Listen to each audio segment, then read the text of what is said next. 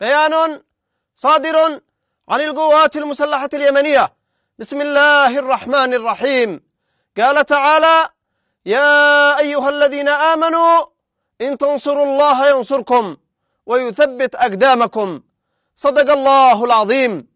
انتصارا لمظلومية الشعب الفلسطيني وضمن الرد على العدوان الأمريكي البريطاني على بلدنا، نفذت القوات البحرية في القوات المسلحة اليمنية وبعون الله تعالى عملية استهداف لسفينة نفطية بريطانية مارلين لواندا في خليج عدن بعدد من الصواريخ البحرية المناسبة، وكانت الإصابة مباشرة ما أدى إلى احتراقها بفضل الله.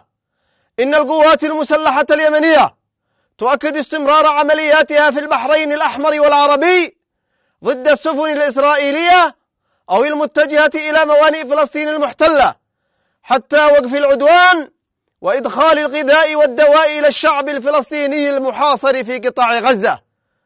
تؤكد القوات المسلحة اليمنية اتخاذها كافة الإجراءات العسكرية ضمن حق الدفاع عن اليمن العزيز، وتأكيدا على استمرار التضامن العملي مع الشعب الفلسطيني.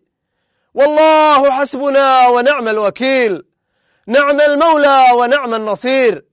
عاش اليمن حرا عزيزا مستقلا، والنصر لليمن ولكل أحرار الأمة. صنعاء 15 من رجب 1445 للهجرة، الموافق 26 من يناير 2024. صادر عن القوات المسلحة اليمنية.